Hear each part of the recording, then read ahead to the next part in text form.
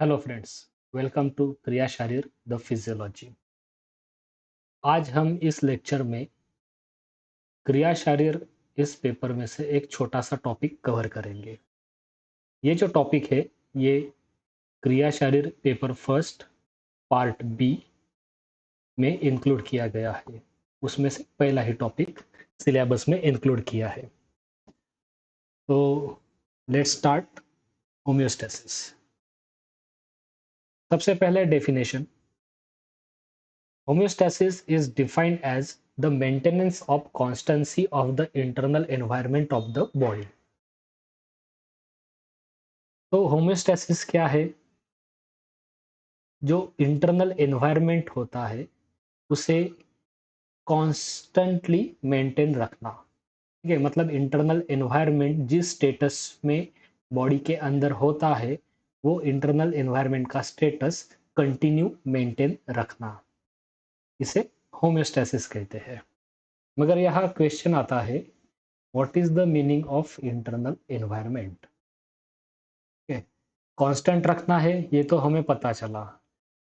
क्या कांस्टेंट रखना है? इंटरनल एनवायरनमेंट कांस्टेंट रखना है। ठीक है, मगर बॉडी का इंटरनल एनवायरनमेंट मतलब क्या, ये भी हमें पता होना चाहिए। तो इंटरनल एनवायरनमेंट ये जो टर्म है वो सबसे पहले एक फ्रेंच फिजियोलॉजिस्ट थे, क्लाउडे बर्नार्ड, इन्होंने यूज की थी। उन्होंने इस टर्म को कहा था मिलियो इंटीरियर। ये एक फ्रेंच वर्ड है। उसका मीनिंग होता है internal environment of the body. ठीक है, हमारे शरीर के अंदर का जो एनवायरनमेंट है उसे मिलियो इंटीरियर और इंटरनल एनवायरनमेंट कहा गया है। जैसे बाहर का एनवायरनमेंट होता है नेचर में, उसी तरह के शरीर के अंदर का एनवायरनमेंट। तो इंटरनल एनवायरनमेंट ये कंसेप्ट किस तरह से सामने आई? तो क्लाउडे बर्नार्ड ये जो फिजियोलॉजिस्ट थे इन्होंने कुछ एक्सपेरिमेंट किए थे, उनके कुछ ऑब्जर्वेशंस थे। उस ऑब्जर्वेशंस के आधार पर इंटरनल एनवायरनमेंट ये टर्म उन्होंने बताई थी। तो उनके ऑब्जर्वेशंस किस तरह थे और उनके ऑब्जर्वेशंस में से क्या क्या सामने या उनको क्या क्या मिला? तो पहला point, the volume and composition of the fluid are maintained constant independent of the changes in the animal's environment। ठीक है, मतलब एनिमल्स एनवायरनमेंट, हम जिस एनवायरनमेंट में रहते हैं उस एनवायरनमेंट में कोई भी चेंजेस होते हो फिर भी शरीर के अंदर का जो फ्लूइड है उस फ्लूइड का वॉल्यूम और कंपोजिशन ये कांस्टेंट मेंटेन किया जाता है। यानी एनवायरनमेंट में कोई भी चेंजेस हो मगर शरीर के अंदर का फ्लूइड का वॉल्यूम और कंपोजिशन ये कॉन्स्टेंटली मेंटेन किया जाता है। ये इनका एक ऑब्जर्वेशन था। Second thing, he designated the fluid in the body as the internal environment to differentiate it from the body's external environment। उन्होंने क्या किया? बॉडी के अंदर, ठीक है, मतलब शरीर के अंदर जो फ्लूइड था उसे उन्होंने इंटरनल एनवायरनमेंट कहा दिया। है। और बॉडी के बाहर यानी शरीर के बाहर जो भी है वो है एक्सटर्नल एनवायरनमेंट। तो ये डिफरेंशिएट करने के लिए उन्होंने शरीर के अंदर जो फ्लूइड प्रेजेंट होता है उसे इंटरनल एनवायरनमेंट कहा है। He suggested that the ability to regulate the internal environment is the major reason for humans and animals live normal life despite changes and challenges imposed on them by the external environment। ठीक है, तो external environment में continue changes होते रहते हैं। जैसे summer के seasons में टेम्परेचर इंक्रीज होता है, सर्दियों के सीजन में विंटर में टेम्परेचर डाउन होता है। ठीक है, तो इस तरह से कई सारे चेंजेस एक्सटर्नल एनवायरनमेंट में होते हैं। फिर भी एनिमल्स और हम ह्यूमंस ये जो भी चेंजेस होते हैं उसमें भी हम एक नॉर्मल लाइफ जी सकते हैं। ठीक है, तो ये नॉर्मल लाइफ हम क्यों जी सकते हैं? क्योंकि जो हमारे शरीर का जो इंटरनल एनवायरनमेंट है ये रेगुलेट किया जाता है, उसे मेंटेन किया जाता है। ठीक है, तो ये जो शरीर के अंदर का जो फ्लूइड है जिसे इंटरनल एनवायरनमेंट कहा गया है, तो उसे रेगुलेट करने की जो कैपेसिटी है, एबिलिटी जो है बॉडी की, उसके वजह से ही हम ये जो बाहर का एनवायरनमेंट है उसमें हम सर्वाइव कर सकते हैं। ठीक है, तो ये उन्होंने उनके ऑब्जर्वेशन में से बताया था। He noted the difference between intracellular and extracellular fluid and proposed that the extracellular fluid is the internal environment of the body. ठीक है, तो हमने यहाँ देखा कि शरीर के अंदर के फ्लूइड को क्लाउडे बर्नार्ड इन्होंने इंटरनल एनवायरनमेंट कहा था। मगर शरीर के अंदर जो फ्लूइड होता है वो हम दो कंपार्टमेंट में डिस्टिंग्विश कर सकते हैं। ठीक है, एक तो इंट्रासेल्युलर फ्लूइड और दूसरा है एक्स्ट्रा सेल्यूलर फ्लूइड। ठीक है, इंट्रासेल्यूलर मतलब सेल के अंदर जो फ्लूइड प्रेजेंट है वो है इंट्रासेल्यूलर फ्लूइड। और एक्स्ट्रा सेल्यूलर फ्लूइड मतलब सेल्स के बीच में जो फ्लूइड होता है या सेल्स के बाहर का जो फ्लूइड होता है वो है एक्स्ट्रा सेल्यूलर फ्लूइड। ठीक है, तो इसी तरह से इंट्रासेल्यूलर और एक्स्ट्रा सेल्यूलर फ्लूइड, इन दोनों में से एक्स्ट्रा सेल्यूलर फ्लूइड मतलब ECF को क्लाउडे बर्नार्ड इन्होंने इंटरनल एनवायरनमेंट ये टर्म दी थी। तो extra cellular fluid as internal environment. About 60% of total body weight is water. हमारे शरीर का जो टोटल वेट होता है, ठीक है, तो उसके अराउंड 60% ये वाटर होता है। ठीक है, तो ये 60% में से भी 66% जो है वो इनसाइड सेल मतलब इंट्रासेल्युलर फ्लूइड होता है। ठीक है, and the remaining is extra cellular fluid. ठीक है, तो ये जो दोनों पार्ट कंपार्टमेंट जो होते हैं, ये दोनों कंपार्टमेंट के कंपोजिशन और वॉल्यूम ये दोनों चेंज होते हैं। वॉल्यूम तो चेंज है ही, जैसे यहाँ 66% of total body water is ICF intracellular fluid and remaining 34% is ECF, means the volume of both compartment is different. Okay, after that the composition is also different. जैसे ECF जो है it is rich in sodium chloride. ठीक है, ECF में sodium और chloride इसकी मात्रा ज़्यादा होती है। ठीक है, poor in potassium, potassium ion ECF में कम होता है और इसके अपोजिट ICF में हमें मिलता है मोर पोटेशियम। ठीक है, ICF में K+ जो है वो ज़्यादा होता है, लेस सोडियम क्लोराइड। ठीक है, NaCl जो है वो कम होता है। तो इस तरह से दोनों कंपार्टमेंट जो है एक्स्ट्रा सेल्युलर फ्लूइड और इंट्रा सेल्युलर फ्लूइड, इनका वॉल्यूम और कंपोजिशन ये दोनों अलग है। ठीक है, तो जो एक्स्ट्रा सेल्युलर फ्लूइड है वो इंटरनल एनवायरनमेंट कहा जाता है और ऐसे इंटरनल एनवायरनमेंट को कॉन्स्टेंटली मेंटेन करना मतलब उस फ्लूइड का वॉल्यूम और कंपोजिशन, मतलब अगर ECF 34% है तो ECF को 34% मेंटेन रखना और उस ECF में सोडियम क्लोराइड की मात्रा ज़्यादा रखना कॉन्स्टेंटली, ये होम्योस्टैसिस कहा जाता है। तो क्लाउडे बर्नार्ड इन्होंने सिर्फ इंटरनल एनवायरनमेंट ये टर्म बताई थी। दूसरे जो साइंटिस्ट है वॉल्टर कैनॉन, तो इन्होंने सबसे पहले होम्योस्टैसिस ये टर्म यूज की थी। क्लाउडे बर्नार्ड इन्होंने सिर्फ इतना कहा था कि जो इंटरनल एनवायरनमेंट कांस्टेंट रखने की जो कैपेबिलिटी है वो एनिमल को एक्सटर्नल एनवायरनमेंट में सर्वाइव करने के लिए इम्पोर्टेंट है। ठीक है, तो उस एबिलिटी को सबसे पहले होम्योस्टैसिस ये टर्म वॉल्टर कैनॉन इस साइंटिस्ट ने दी थी। होम्योस्टैसिस ये वर्ड दो पार्ट से बना हुआ है। एक तो होम्यो मीन्स लाइक, सेम और equal. Okay, stasis means standing still. Okay, तो सेम जो इंटरनल, हम होमोस्टेसिस में बात किसकी कर रहे हैं, इंटरनल एनवायरनमेंट की, मतलब ईसीएफ की। तो ईसीएफ को कंटिन्यूसली सेम मेंटेन रखना, स्टैंडिंग स्टिल मेंटेन रखना, इसे ही होम्योस्टेसिस कहा जाता है।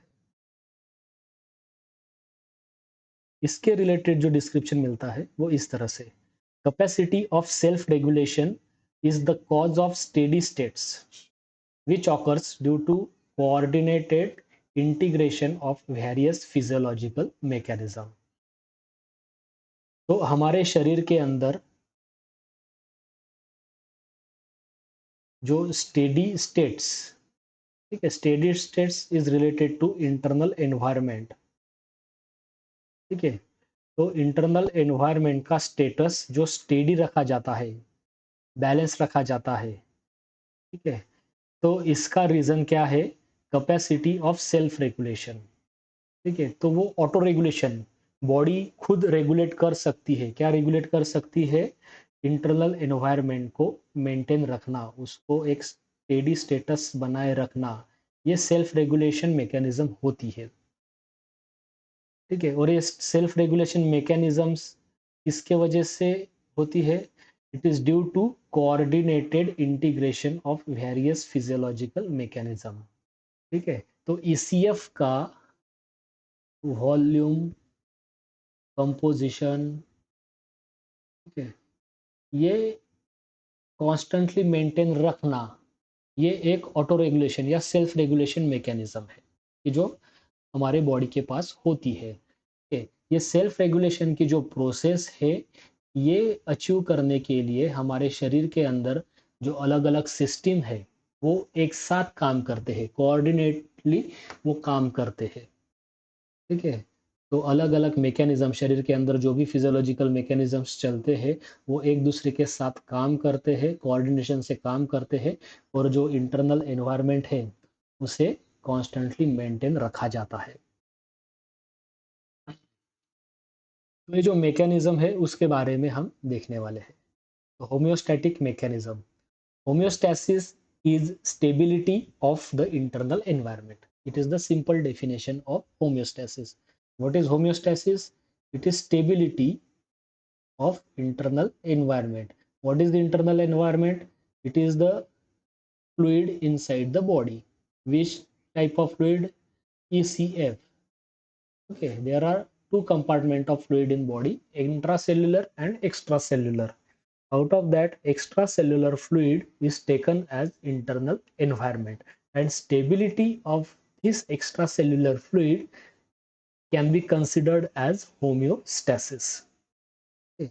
So what is homeostasis? In next line it is given, balancing of composition and component of environments with the physiological parameters that influence the environment. ठीक है, तो जो ये ईसीएफ जो है, ईसीएफ का कंपोजिशन, ठीक है, मतलब उसके जो घटक है, वो घटक जितने हैं उतने, और जितने मात्रा में है उतने मात्रा में मेंटेन रखना। ठीक है, जैसे ईसीएफ में H2O होगा, सोडियम होगा, क्लोराइड होगा, पोटेशियम होगा, बाकी आयंस होंगे। ठीक है, ग्लूकोज होगा। तो ये जो घटक है उनको उनके मात्रा में बनाए रखना। ठीक है, और किसके साथ, with the physiological parameters that influence the environment. ठीक है, तो ईसीएफ को मेंटेन रखना, मगर उसके साथ जो पैरामीटर की जो एनवायरनमेंट को डिस्टर्ब कर सकते हैं, इन्फ्लुएंस कर सकते हैं, उनको भी फिजियोलॉजिकल लिमिट में रखना, उनको भी बैलेंसिंग स्टेट में रखना, ये होम्योस्टेसिस है। तो कौन से पैरामीटर चेंज कर सकते हैं या इंटरनल एनवायरनमेंट को इन्फ्लुएंस कर सकते हैं, तो पीएच, टेम्परेचर, ठीक है, आयन कॉन्सेंट्रेशन, ये तो ये पैरामीटर्स है, तो इनको भी बैलेंस स्टेट में रखना, और ईसीएफ का कंपोजिशन और कंपोनेंट ये भी एक स्टेटस में मेंटेन रखना, ये तो ये मेंटेन रखने की जो मैकेनिज्म है उसे होम्योस्टैटिक मैकेनिज्म कहा गया है। तो होम्योस्टैटिक मैकेनिज्म को ही, या जो होम्योस्टैटिक मैकेनिज्म जो है उसे फीडबैक मैकेनिज्म कहा गया है। ओके, तो feedback mechanism of homeostatic regulation, ये होम्योस्टैटिस अचीव करने के लिए जो मैकेनिज्म काम करती है उसे फीडबैक मैकेनिज्म कहा गया है। तो इस फ्लो चार्ट में बताया गया है कि फीडबैक मैकेनिज्म किस तरह से काम करती है। तो स्टिमुलस और स्ट्रेस, शरीर के अंदर जो कोई चेंजेस निर्माण कर सकता है, या शरीर के अंदर के पैरामीटर को जो कोई चेंजेस एक्सटर्नल स्टिमुलस की जो चेंजेस कर सकता है, ठीक है, तो उससे क्या होगा, डिस्टरबेंसेस इनसाइड बॉडी। ओके, तो इस डिस्टरबेंस की वजह से चेंज इन वेरिएबल, जो भी वेरिएबल है उसमें चेंजेस होंगे। वेरिएबल्स कौन कौन से हो सकते हैं, पीएच, टेम्परेचर, ठीक है, उसके बाद वॉल्यूम, तो ये वेरिएबल्स है, तो इनमें चेंजेस होंगे। ठीक है, तो ये चेंजेस दो तरह के हो सकते हैं, एक तो पीएच इंक्रीज होगा या डिक्रीज होगा, टेम्परेचर इंक्रीज होगा या डिक्रीज होगा। ठीक है, तो इसे चेंज कहा गया है। तो ये चेंजेस होने के बाद, वो इस चेंजेस के वजह से एक्टिवेशन ऑफ होम्योस्टैटिक मैकेनिज्म, ठीक है, तो ये चेंज जो होगा उसके वजह से होम्योस्टैटिक मैकेनिज्म एक्टिवेट होगी। ठीक है, और एक्टिवेट होने के बाद एक तो उस वेरिएबल का इनिबिशन होगा या स्टिमुलेशन होगा। ये डिपेंड करता है कि चेंज किस तरह सा हुआ है। अगर वेरिएबल इंक्रीज हुआ है तो वहाँ इनिबिशन होगा, कि जिसके वजह से वेरिएबल को कम किया जाएगा। अगर वेरिएबल डिक्रीज हुआ है तो उसको स्टिमुलेट किया जाएगा, कि जिसके वजह से वेरिएबल को इंक्रीज किया जाएगा। और ऐसे करके रिटर्न टू नॉर्मल सी, मतलब जो वेरिएबल जो है वो नॉर्मल रेंज में लाया जाता है। ठीक है, तो एक मैकेनिज्म है। और अगर इस कंडीशन में ये अगर अनसक्सेसफुल होती है, रिटर्न टू नॉर्मल सी अगर नहीं आती है, तो उसके वजह से failure of mechanism which leads to dysfunction of the body. ठीक है, अगर वेरिएबल नॉर्मल अगर नहीं लाया गया, अगर ये जो मैकेनिज्म है अगर ये फेल हो गई, तो उसके वजह से बॉडी डिसफंक्शन हो सकती है। इसीलिए होम्योस्टैटिक मैकेनिज्म या होम्योस्टैटिक रेगुलेशन ये बहुत इम्पोर्टेंट मैकेनिज्म कही गई है। ये जो होम्योस्टैटिक रेगुलेशन है ये दो टाइप्स की बताई है। जो फीडबैक रेगुलेशन मैकेनिज्म है ये दो टाइप की बताई गई है। एक negative feedback mechanism, second positive feedback mechanism. तो अब हम निगेटिव फीडबैक मैकेनिज्म क्या है, उसके एग्जांपल्स क्या है, पॉजिटिव फीडबैक मैकेनिज्म क्या है, उसके एग्जांपल्स क्या है, इनके बारे में देखेंगे। तो first, negative feedback mechanism, it is the usual mechanism of homeostatic regulation. It is the usual mechanism, मतलब होम्योस्टैटिक रेगुलेशन में जनरली या most of negative feedback mechanism he use होती है। पॉजिटिव फीडबैक मैकेनिज्म का होम्योस्टैटिक रेगुलेशन में इतना ज़्यादा role नहीं है कि जितना निगेटिव फीडबैक मैकेनिज्म का होता है। तो एक्चुअल में निगेटिव फीडबैक मैकेनिज्म में क्या होता है ये हम देखेंगे। If a variable increases, it is sensed by a sensor, activation of respective system. ठीक है, उसके बाद inhibition and decrease in variable. ठीक है, तो अगर वेरिएबल इंक्रीज होता है निगेटिव फीडबैक मैकेनिज्म में क्या होगा, स्टिमुलस यानी शरीर के बाहर से जो कोई चेंजेस होंगे तो उसके वजह से शरीर के अंदर, एनवायरनमेंट के अंदर चेंजेस होंगे। तो कुछ वेरिएबल्स है, कुछ पैरामीटर्स है, उनमें चेंजेस आपको देखने को मिलेंगे। चेंजेस एक तो इंक्रीजिंग होंगे या डिक्रीजिंग होंगे। तो अगर वेरिएबल इंक्रीज होता है तो सबसे पहले शरीर के अंदर जो भी सेंसर है वो उसे डिटेक्ट करेंगे। डिटेक्ट करने के बाद रिस्पेक्टिव सिस्टम या होम्योस्टैटिक मैकेनिज्म सिस्टम एक्टिवेट होगी। ठीक है, एक्टिवेट होने के बाद वो में सिस्टम क्या करेगी, इनिबिशन करेगी। ठीक है। तो ये वेरिएबल इंक्रीज करने वाले जो फंक्शंस है या इन वेरिएबल इंक्रीज करने वाली जो प्रोसीजर है उसको इनहिबिट करेगी। ठीक है। तो इनहिबिशन के वजह से ये जो वेरिएबल है वो कम हो जाएगा और वापस नॉर्मल सी में लाया जाएगा। सेकंड थिंग, अगर वेरिएबल डिक्रीज होता है तो क्या होगा, वापस शरीर के अंदर सेंसर है कि जो सेंस करेंगे कि वेरिएबल डिक्रीज हुआ है। तो डिक्रीज होने के बाद वापस activation of respective homeostatic mechanism. ठीक है। उसके बाद क्या होगा, विड्रॉवल ऑफ इनहिबिटिंग फैक्टर्स।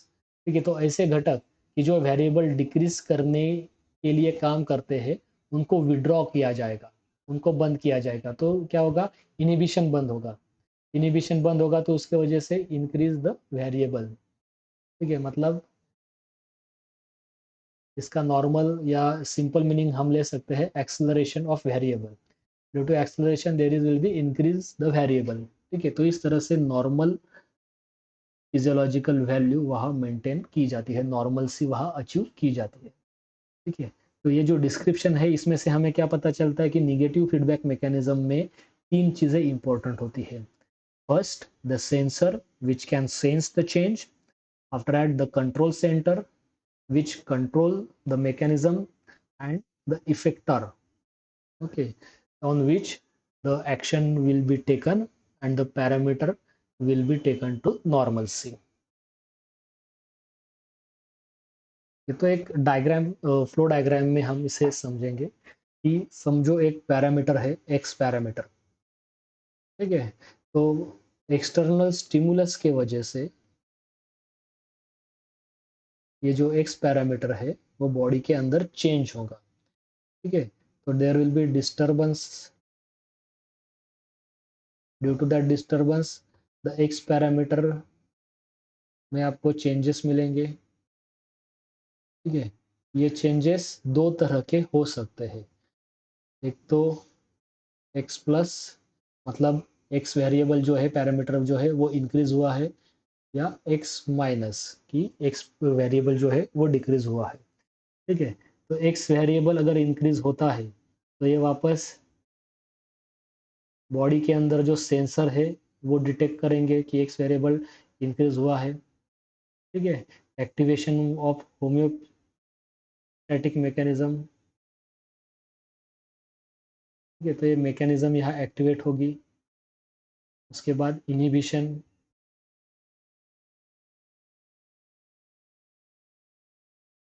ठीक है। तो ऐसे प्रोसीजर कि जो एक्स वेरिएबल को इंक्रीज करते हैं उस प्रोसीजर का इनहिबिशन होगा।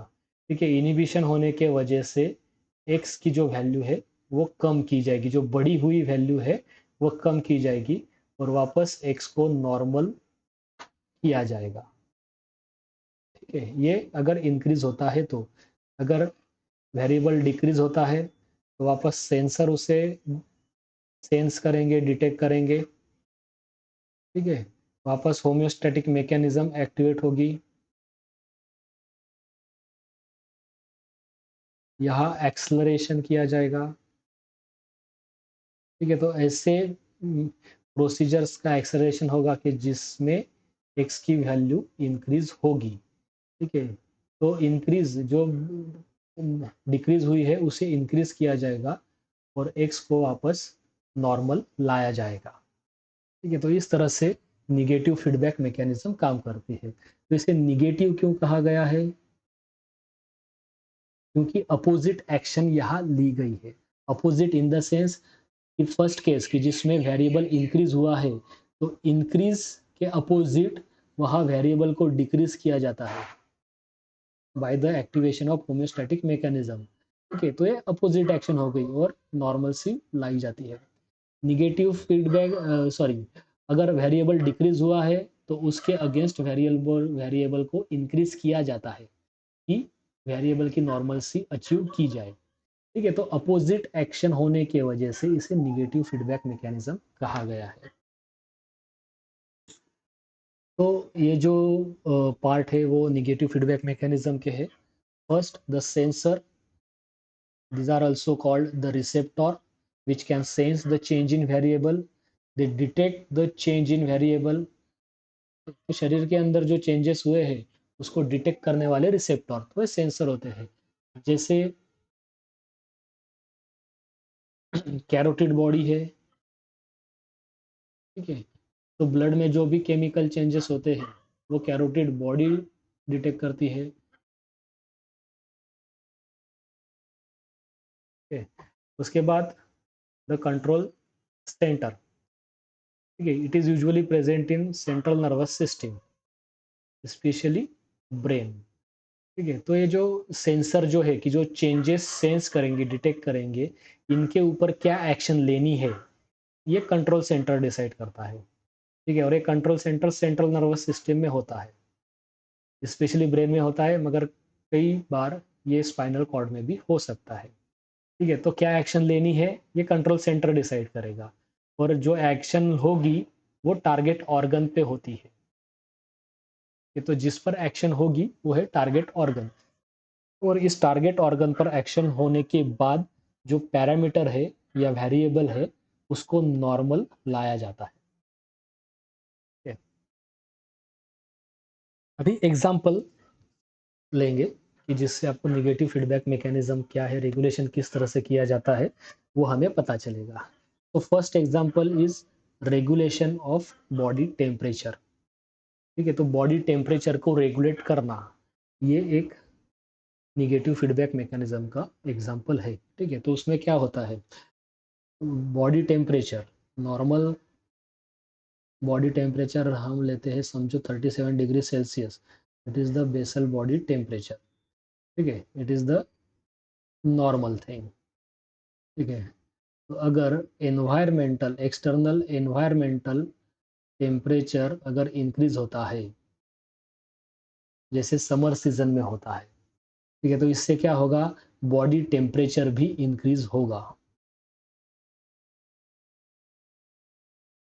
ठीक है, तो अगर बॉडी टेम्परेचर इंक्रीज हो रहा है तो वो हमें कम, यानी अगर 37 डिग्री सेल्सियस, ये हम नॉर्मल टेम्परेचर कहते हैं, अगर ये बढ़कर 38, 39, 40 ऐसे जाता है तो ये एबनॉर्मल थिंग है।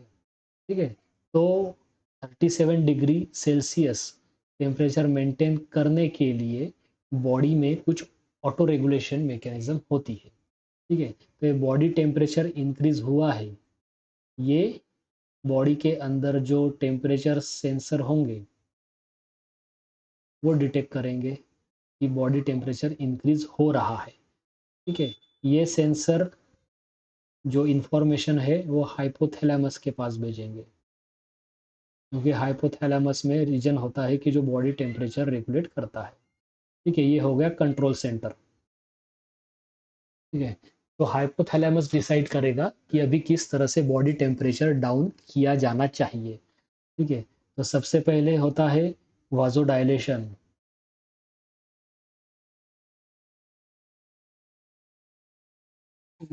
तो वाजोडायलेशन के वजह से क्यूटेनियस वेसल्स जो है वो डायलेट होते हैं।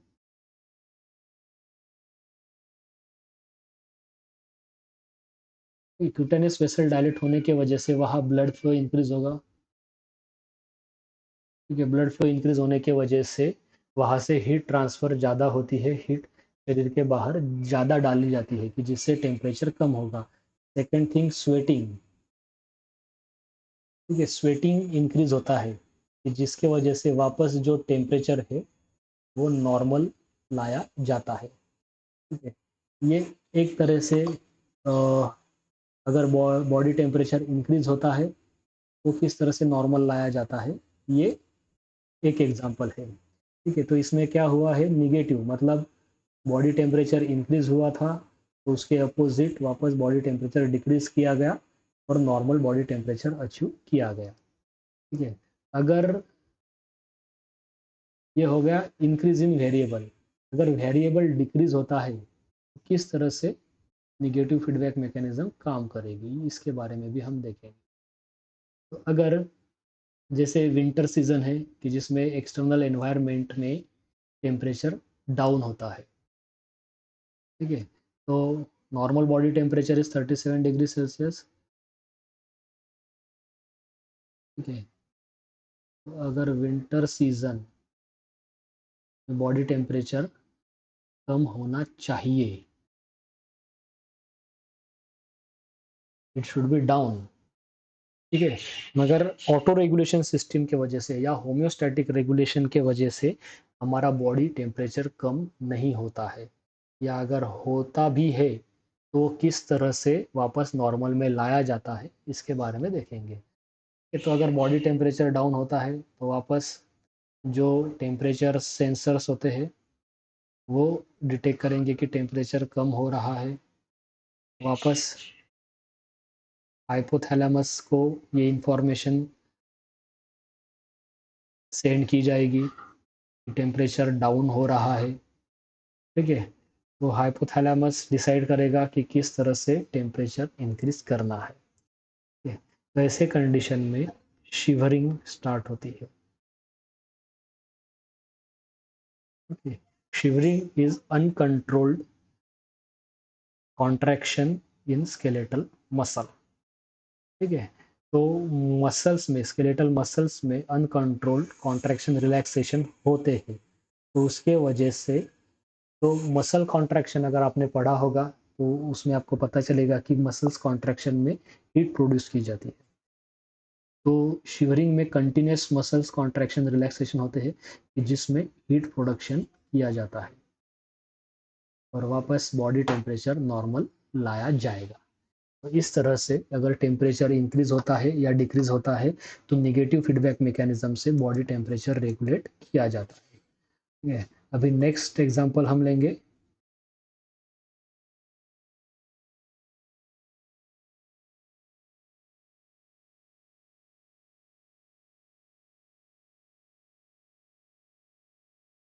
Okay, so next example is regulation of blood pressure.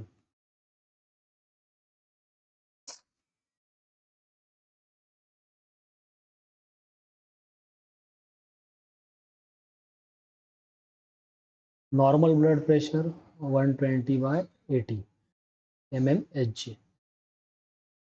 तो कुछ रीजन के वजह से अगर ब्लड प्रेशर इंक्रीज होता है,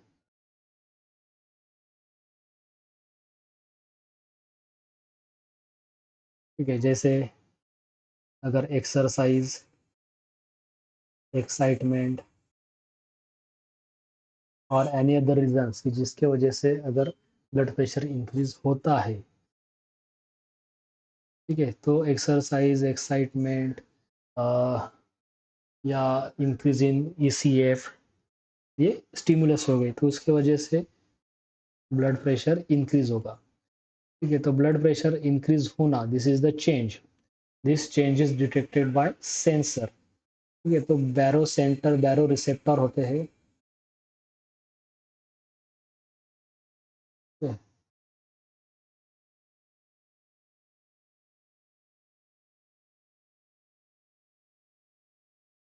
तो कैरोटिड साइनस,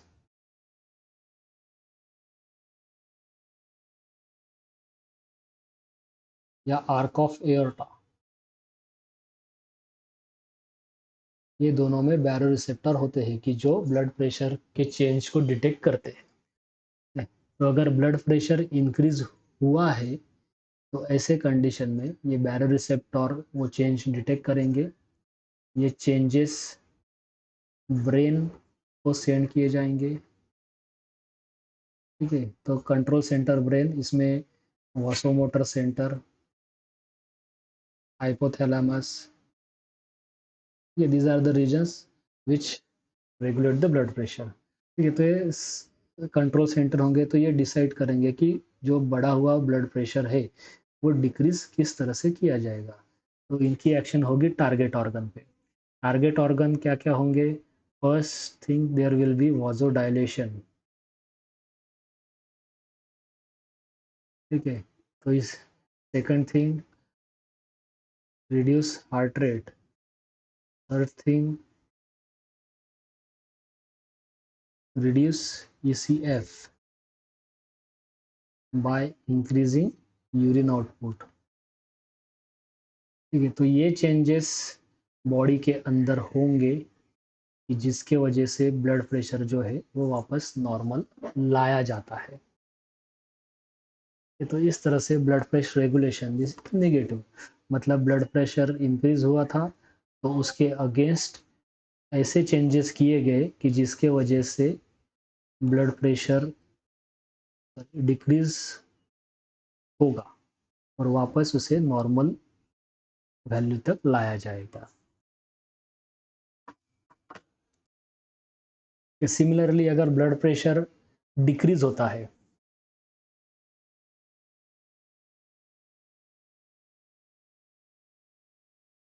तो ब्लड प्रेशर डिक्रीज होता है तो वापस बैरो रिसेप्टर उसे डिटेक्ट करेंगे।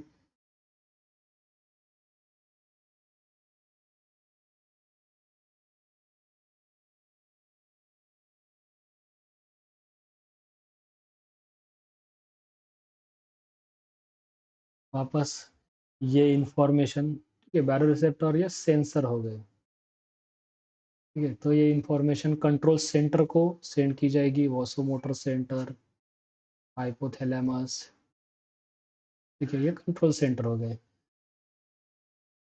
तो ये डिसाइड करेंगे कि जो ब्लड प्रेशर डिक्रीज हुआ है उसको इंक्रीज किस तरह से किए जाएंगे, ठीक है। तो वापस चेंजेस, हार्ट रेट को इंक्रीज किया जाएगा, ठीक है, ईसीएफ को बढ़ाया जाएगा। कैसे बढ़ाया जाएगा, तो यूरिन आउटपुट कम होगा,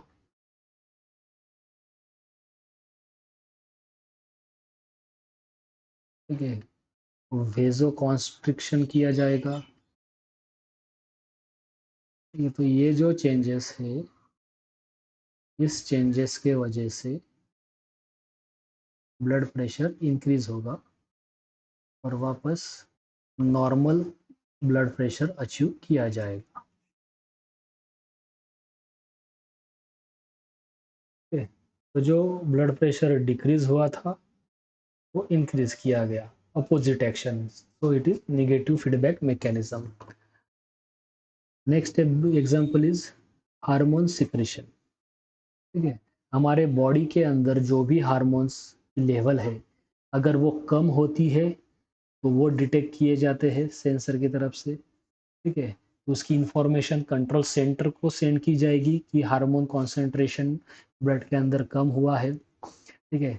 तो ये जो इंफॉर्मेशन के अगेंस्ट हार्मोन सिक्रेशन इंक्रीज करने वाले सब्सटेंस सिक्रेट किए जाएंगे, वो सब्सटेंस उस ग्लैंड पे काम कर कर वो हार्मोन का सिक्रेशन बढ़ाएंगे, ठीक है, जैसे T3 T4, ठीक है, थायराइड ग्लैंड के जो हार्मोन्स है थायरोक्सिन T3 T4 अगर ये कम होते हैं, ठीक है, तो ये कम होने अगर उनका सिक्रेशन या उसका कॉन्सेंट्रेशन ब्लड में कम होता है तो डिटेक्ट किया जाएगा, ठीक है, तो उसके अगेंस्ट हाइपोथैलेमस से थायराइड थायरोक्सिन रिलीजिंग हार्मोन ये सिक्रेट किया जाएगा और ये thyroxine releasing hormone, sorry, thyroid stimulating releasing hormone ये सिक्रेट किया जाएगा। थायरोक्सिन स्टिमुलेटिंग रिलीजिंग हार्मोन से थायराइड स्टिमुलेटिंग हार्मोन सिक्रेट किया जाएगा पिट्यूटरी से। ये thyroid stimulating hormone thyroid gland के ऊपर काम करेगा कि जिसके वजह से थायराइड के जो सिक्रेशन है T3 T4 ये ज़्यादा सिक्रेट होंगे, ठीक है। ऐसे ही उसके अगेंस्ट अगर थायराइड ग्लैंड के सिक्रेशन अगर इंक्रीज होते हैं तो इंक्रीज अगर होते हैं तो उसके वजह से थायराइड स्टिमुलेटिंग रिलीजिंग हार्मोन को इनहिबिट किया जाएगा, मतलब उसका सिक्रेशन वहाँ नहीं होगा, ठीक है, उसका या कम होगा। उसका सिक्रेशन अगर कम होता है तो थायराइड स्टिमुलेटिंग हार्मोन का सिक्रेशन कम होगा, उसका सिक्रेशन अगर कम होता है तो उसके वजह से थायराइड ग्लैंड के जो सिक्रेशन है उसका सिक्रेशन कम होगा।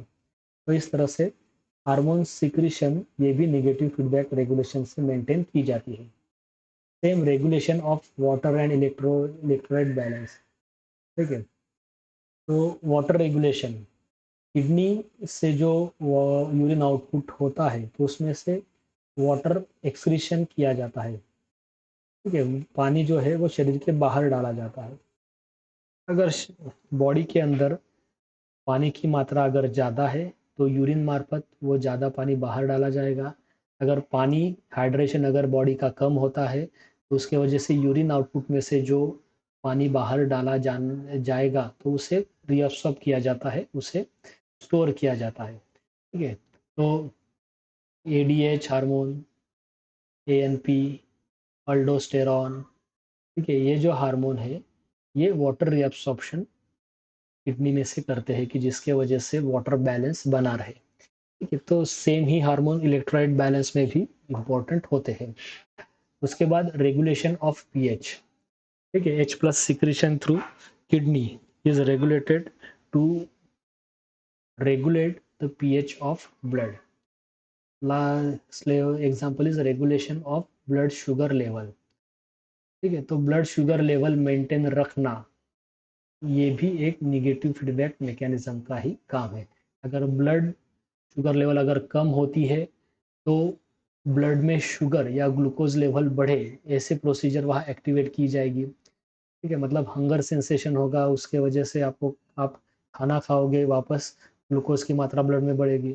अगर खाना अवेलेबल नहीं होता है तब फैट, प्रोटीन, इनका डिग्रेडेशन किया जाएगा कि जिससे वापस ग्लूकोज फॉर्मेशन होकर ब्लड शुगर लेवल वहाँ मेंटेन की जाती है।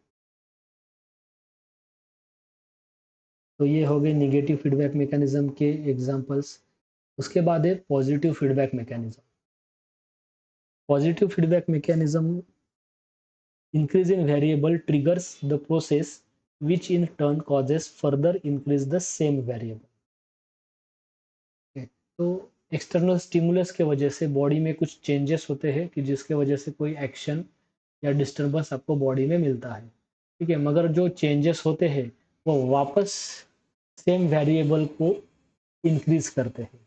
ठीक है, तो जो एक्शन, फाइनल एक्शन जो मिलेगी वो इंक्रीजिंग पैटर्न में आपको वहाँ मिलती है।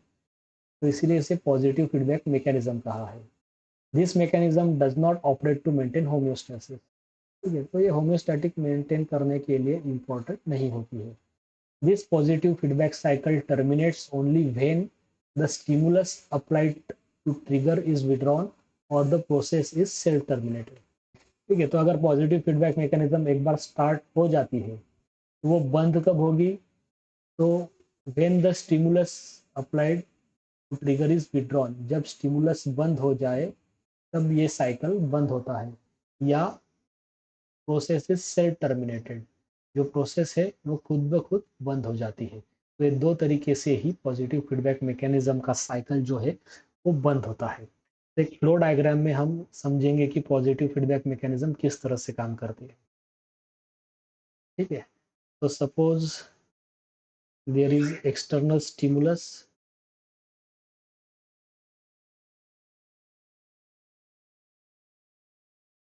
this stimulus causes changes in body,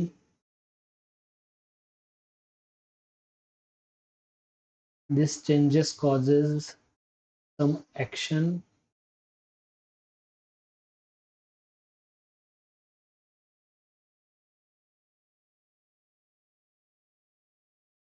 okay, so this action in body again act as stimulus।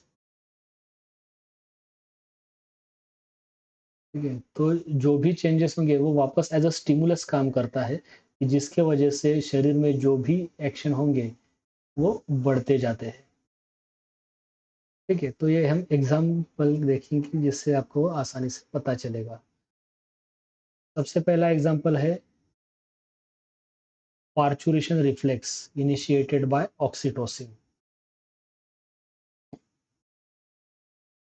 तो जब थर्ड ट्राइमेस्टर में या जब टर्म कंप्लीट होती है, ठीक है, प्रेगनेंसी में फुल टर्म जब कंप्लीट होती है तो उस टाइम जो फीटस है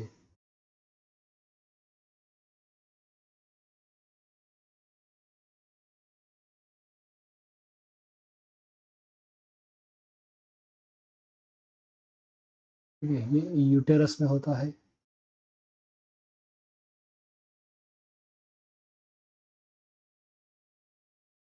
सर्विक्स के पास उसका हेड पोजीशन आता है। ठीक है, जब ये जो हेड है ये सर्विक्स पे ऊपर प्रेशर देता है ठीक है, तो ये प्रेशर के वजह से इसकी इंफॉर्मेशन भेजी जाती है पिट्यूटरी को।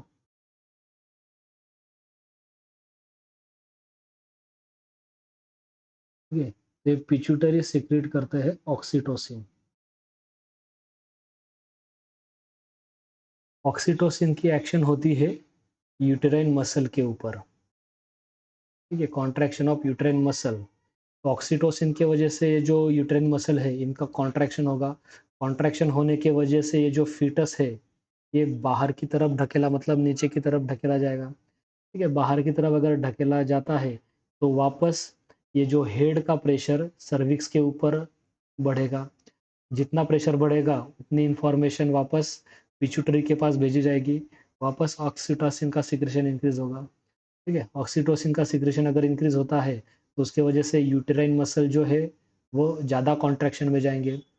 यूटेराइन मसल का कॉन्ट्रैक्शन अगर ज़्यादा होता है तो वापस हेड का प्रेशर सर्विक्स पे ज़्यादा होगा। ये हेड का प्रेशर जितना ज़्यादा बढ़ेगा उतना ज़्यादा ऑक्सीटोसिन सिक्रेशन होगा। ऑक्सीटोसिन जितना ज़्यादा सिक्रेशन होगा उतने ज़्यादा यूटेराइन मसल कॉन्ट्रैक्ट होंगे। ठीक है, तो एक साइकिल फॉर्म होता है कि जिसके वजह से यूटेराइन कॉन्ट्रैक्शन ये जो एक्शन है ये कंटिन्यूली इंक्रीज होती जाती है। इसीलिए ये जो मैकेनिज्म है इसे पॉजिटिव फीडबैक मैकेनिज्म कहा गया है। अगला जो एग्जाम्पल है उसके बारे में भी देखेंगे। ठीक है, तो एक पॉजिटिव फीडबैक मैकेनिज्म जो साइकिल है वो कब बंद होता है? तो एक तो स्टिमुलस बंद होना चाहिए या ये जो मैकेनिज्म है ये सेल्फ रेगुलेटिंग होती है, सेल्फ टर्मिनेटिंग होती है। ठीक है, next example is LH surge. ठीक है, एलएच सर्ज मतलब मेंस्ट्रुअल साइकिल में ओवुलेशन होने से पहले जो एलएच सिक्रीशन है वो अचानक से इंक्रीज हो जाता है। अचानक उसकी जो लेवल है वो ब्लड में हाई हो जाती है। ठीक है, एक्चुअल में ईस्ट्रोजेन जो होता है वो एलएच को सप्रेस करता है। ठीक है, मगर जैसे ही ओवुलेशन ये जो फेज आती है तो उससे पहले जो एलएच का सिक्रीशन है बॉडी में वो अचानक से इंक्रीज हो जाता है। ठीक है, पॉजिटिव फीडबैक का एक एग्जांपल है। उसके बाद है हॉडगिंस साइकिल। ठीक है, हॉडगिंस साइकिल मतलब सपोज ये एक सेल है, सेल मेम्ब्रेन के ऊपर चैनल्स होते हैं। ठीक है, ये आयन ट्रांसपोर्टेशन के लिए काम करते हैं।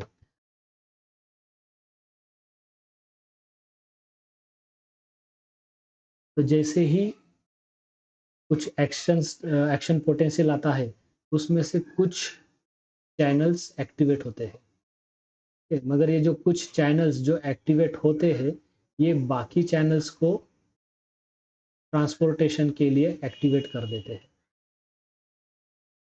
ठीक है, मतलब हॉडगिंस साइकिल में सिर्फ दो चैनल्स ही अगर एक्टिवेट होते हैं मगर उस दो चैनल के एक्टिवेट होने की वजह से बाकी जो चैनल्स वहाँ प्रेजेंट होते हैं वो भी अचानक एक्टिवेट हो जाते हैं। ठीक है, तो उसके वजह से ट्रांसपोर्टेशन वहाँ इंक्रीज होता है।